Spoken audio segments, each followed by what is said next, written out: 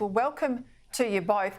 Peta, I want to start with this please. national service push from the Prime Minister Rishi Sunak in the UK. I like it. There's a lot to commend.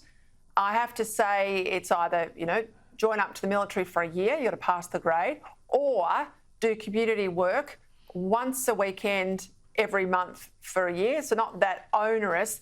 Claire, as I said, I think it's a good idea. I'd love to see it happen in Australia, but he's going to get turfed out, right? There's no way he's going to survive. And a lot of people will say, this policy is part of the reason he lost. He got all the young voters offside. Labor at the same time is promising to give 16-year-olds the vote. So I'm worried this will be tainted with how badly the Conservatives have handled it over there. But here in Australia, should it be on the table? Oh, look, I think it's an interesting policy announcement from Rishi Sunak. It's not necessarily something that I would support in Australia, compulsory service, because I think we need to have people in our military who genuinely want to be there and are genuinely driven to serve their country for the right reasons, not because they're being forced to be there.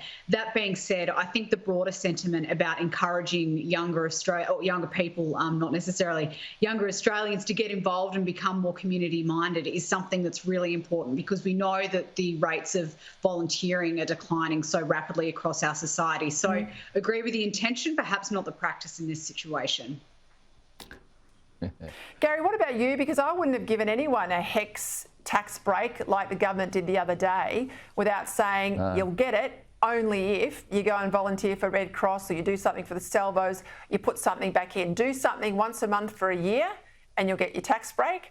Otherwise, suck it up, stay at university and pay the full tote odds. That's what I'd do. Well, I think where the argument is, Peter, is that we've got fewer and fewer people wanting to join the military, and yet there's so much you can gain out of that. You can do your trade-based apprentices, you can do technical trades. There's so many things that are compelling in the military, and so more selling of those sort of virtues to get people encouraged. But I think a lot of younger Australians are told it's not necessary, to join up or be part of it. There's no sense of urgency or compulsion about that. So I think if you challenge them and said, you're going to end up with a whole lot of mess, the left around the world are mobilising against centre-right countries like Australia. We need to have the young people of Australia mobilised and interested in actually doing what they can to serve, and so sell the sizzle rather than the sausage of national service.